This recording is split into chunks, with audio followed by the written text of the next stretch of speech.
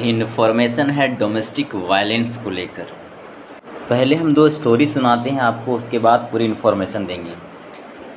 एक ओल्ड महिला थी करीब 60 ईयर की, और एक यंग महिला जो करीब 25 साल की होगी। ये दोनों महिलाएं की आपबीती अलग अलग है। जो 25 साल की महिला है वो किसी ऑफिस में काम करती थी, और जो करीब 60 से प्लस की महिला है उसको घर से निकाल दिया गया था।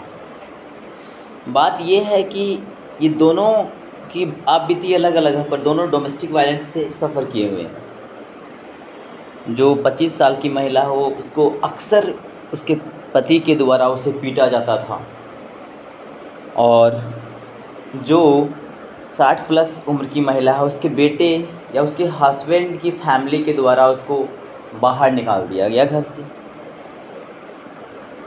चलिए, इस स्टोरी को शुरू करने से पहले, अच्छे से बताने से पहले, हम समझते हैं कि डोमेस्टिक वायलेंस क्या होता है किताबी भाषा में, जो एनसीईआरटी का लैंग्वेज है। कहता है NCERT, domestic violence generally refers to the injury और हार्म और थ्रेट ऑफ इंजरी और harm caused by an adult male. मतलब कि किसी एडल्ट मेल के द्वारा, किसी यूथ मेल के द्वारा अगर किसी महिला का किसी तरीके से थ्रेट किया जाता है, उस पर हार्म पहुंचाया जाता है, किसी तरह की इंजरी की जाती है, तो ये डोमेस्टिक वायलेंस के अंदर आएगा। चाहे वो कोई उसकी हस्बैंड हो या कोई मेल फैमिली हो जो एडल्ट हो, चाहे उसका बेटा ही क्यों ना हो जो एडल्ट हो गया है।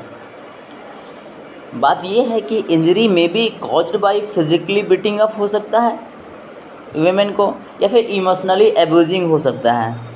Abuse of the women can also include verbal, sexual, economic abuse.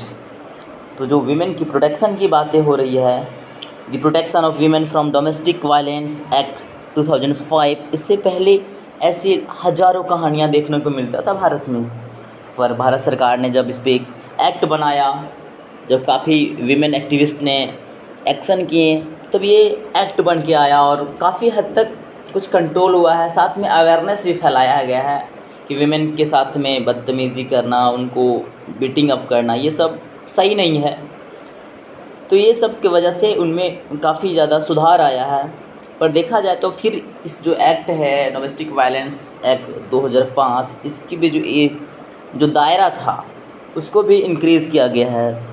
जैसे कि अब पूरी की पूरी जो वायलेंस करने वाला व्यक्ति है, जो एडल्ट है, उसकी पूरी फैमिली को इसमें इंक्लूड किया गया है अगर किसी के साथ में वायलेंस होता है तो।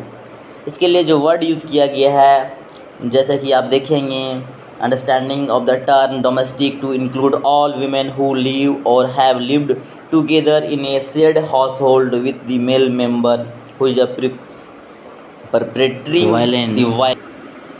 What is this new law? This new law is the first in recognizing a women's right to violence-free home and provides a comprehensive definition of domestic violence. This is a civil law aimed at providing relief to millions of women, including wives, mothers, daughters, and sisters affected by violence in their homes.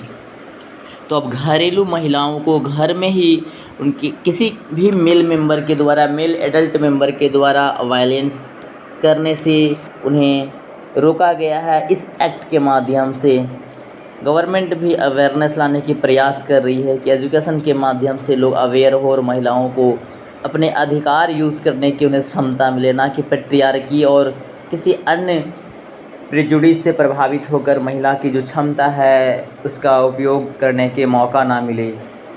तो ये था domestic violence की पूरी सफ़र। अब हम दोबारा उस story पे आते हैं। इस एक्ट के आने के बाद चाहे वो 60 प्लस एज की महिला हो या 20 प्लस एज की महिला, सबको सुरक्षा मिला है। ना उनको हस्बैंड अब पीट सकते हैं, ना तो जो 60 प्लस एज की महिला, उनके बेटे बेटियां उसको घर से बाहर निकाल सकते हैं पीट कर। अब सबको इस दायरे में लाया गया है। ना उनके साथ अब डोमेस्टिक वायलेंस कोई नहीं कर सकता है। उनको अब सुरक्षित जीवन जीने का अधिकार मिला, और इसको और आगे बढ़ाने की हम सबको ज़रूरत है, अवेयर फैलाने की ज़रूरत है। चलिए, वीडियो अच्छा लगे तो लाइक कीजिए, शेयर कीजिए, सब्सक्राइब कीजिए।